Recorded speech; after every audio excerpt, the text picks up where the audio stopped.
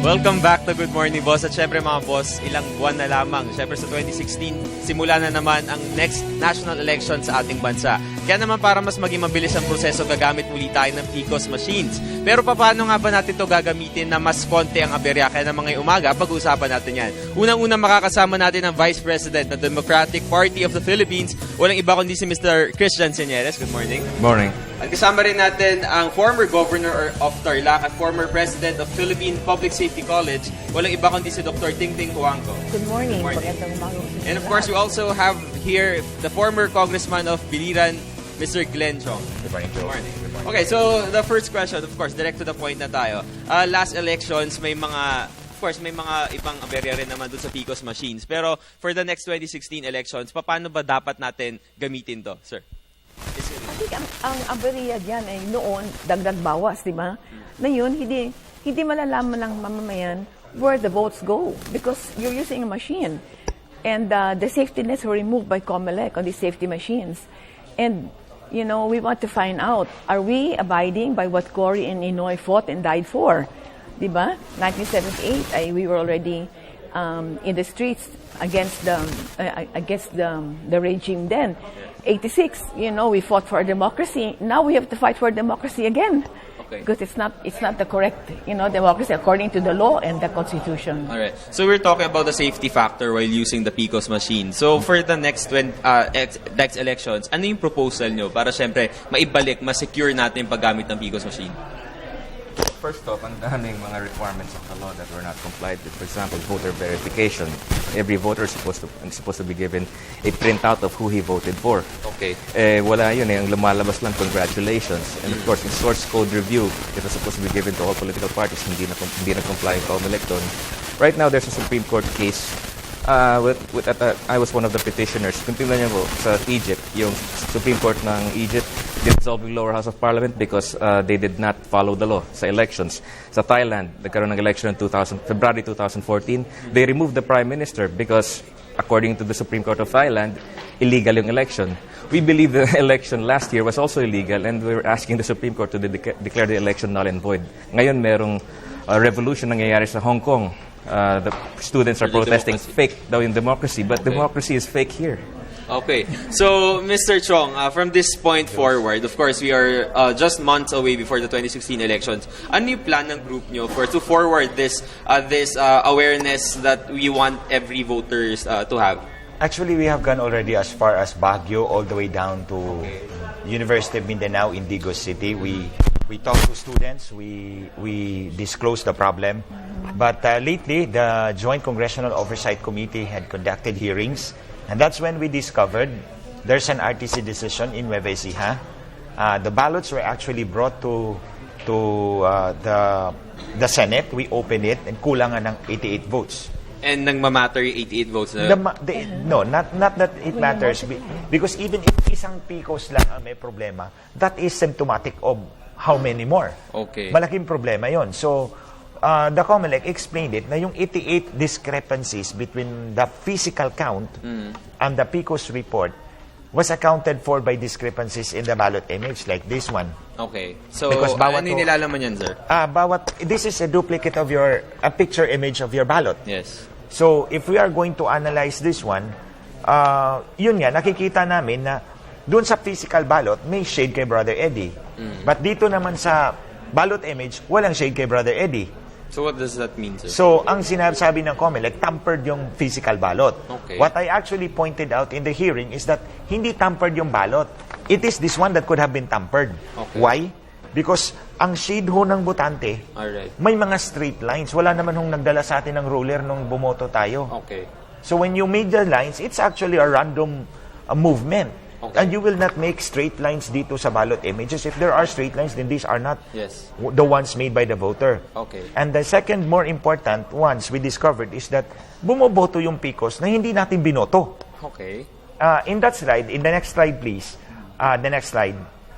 Okay, so we're seeing some visuals ng mga The next slide to this one is Balota. Apat lang ang binoto ng botante. Okay. But ang binoto ng PCOS, at the end of the day, ito yung pictures ng inopen namin yung ballots from Nueva Ecija. When was this, sir? Last week. September 18, Just last 2014. Okay. These are problems na kailangan nating tutukan because we do not see what the machines actually counted. Ang ipinapakita sa atin, Jules, yung numero na lang. Yes. Oh. So, saan po siya inopen ulit yung balota na to? Sa Senado mismo. Ano pong sabi ng Senate of the Philippines dito?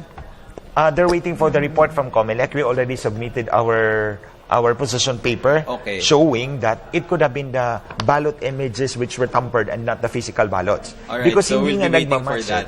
Yes, we're Probably waiting this for month, that. hopefully. But we are also waiting for the report on bakit apat lang ang binoto ng PICOS, apat lang ang binoto Ng ng botante, voter. naging 12 dun sa Okay. PICOS. So, syempre, karapatan natin malaman kung bakit We made an nangyari. estimate, Jules. Okay. It affected about 102 million votes. Oh, yes. And that's very, very big. Okay.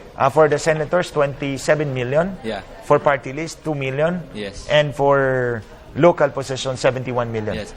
Okay. Kailangan malaman namin, Jules, on the authentication of the elections, no, through the signatures of the Board of Inspectors and the Board of Canvassers. Wala naman na-produce ang COMELEC of such signatures. So moving forward, what we want in the 2016 elections, na dapat, number one, yung voter, meron silang receipt kung sino yung binoto Yes. nila. Yes, Yes. yes. Kasi yun na One yung of only them. verification ng Yeah. bawat botante. Yes. That's one of the security You cannot features. disable the law. You cannot go against the law. Okay. So when you go against the law, it's unconstitutional and it's not legal. So those that were elected, were they really elected or was it co-elected?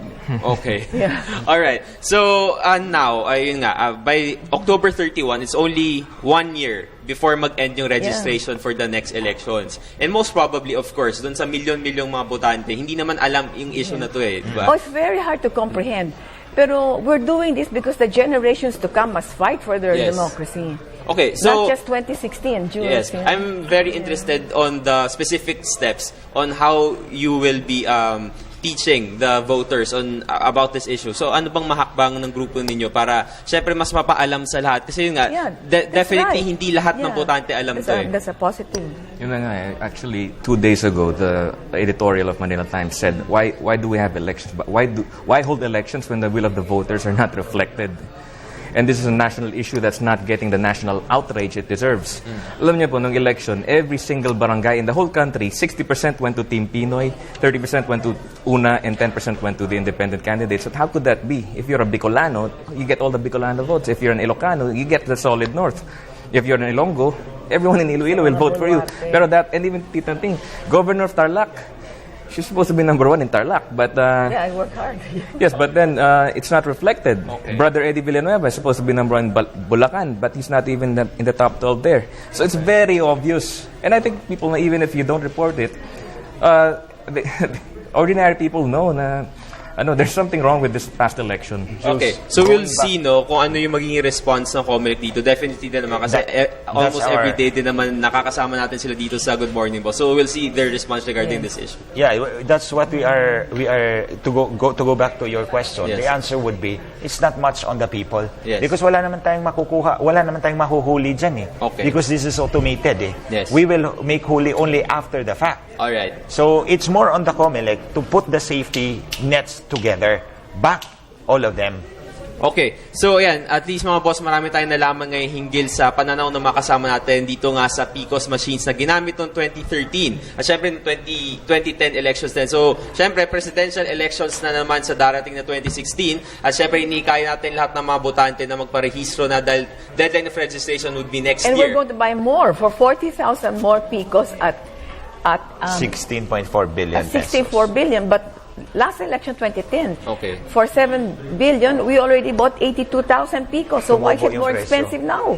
Okay. Okay. Ayan. So, gagamit pa nga na mas But marami mahal pang na PICOS yun. machines. So, Yeah. definitely... Less now, yes. more Money. before. But the money was less before and now more. Okay. Yeah. So, we'll be waiting for the response again of COMELEC regarding this issue Yeah. para syempre makita rin natin yung side Yes, nila. yeah, But yes. thank you so much Oh, for thank your you, time. Jules. At Thank nalaman you din very namin yung much. perspective Yes. ninyo. And hopefully, mas Yeah. lumalawak po yung kaalaman ng mga para botante malaman, natin. correct, exactly, Yes. especially the students. No? Okay, thank you so much. At lalo Thank you na very holiday na much, ngayon. yeah. Okay, so muli Okay. na kasama natin ang former congressman ng Biliran, walang iba kundi si Mr. Glenn Chong, the former governor of Tarlac and former president of Philippine Public Safety College, Dr. Tingting Coangco, and of course, the vice president of the Democratic Party of the Philippines, walang iba kundi si Mr. Christian Señeres. Maraming salamat Thank po. you, Jules. Thank you Thank you, very Our much. pleasure. Thank you.